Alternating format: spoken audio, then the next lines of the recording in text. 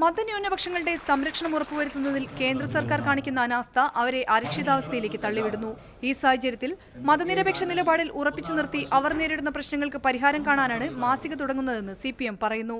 മുസ്ലിം സമുദായങ്ങളെ അപേക്ഷിച്ച് മറ്റ് ന്യൂനപക്ഷങ്ങൾ താരതമ്യേന സുരക്ഷിതരാണ്.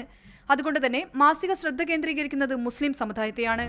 ഇങ്ങനെ പോയാൽ ന്യൂനപക്ഷ പ്രശ്നങ്ങൾ, വിശിഷ്യ മുസ്ലിങ്ങളുടെ ന്യായമായിട്ടുള്ള കാര്യങ്ങൾ സമൂഹ ശ്രദ്ധ പിടിച്ചുപറ്റാൻ സാധ്യമാകാതെ പോകുന്ന ഒരു സ്ഥിതി ഉണ്ടാകും.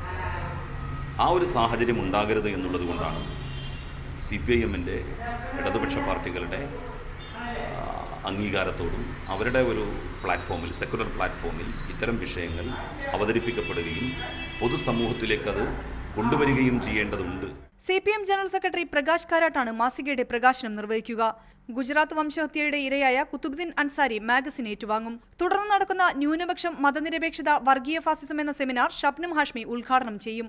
അതേസമയം മാസികയിലൂടെ മുസ്ലിം വോട്ട് ബാങ്കുകളെ ലക്ഷ്യം വെക്കുകയാണ് CPM എന്ന് ആരോപണമുണ്ട്. മീഡിയ 1 കോഴിക്കോട്.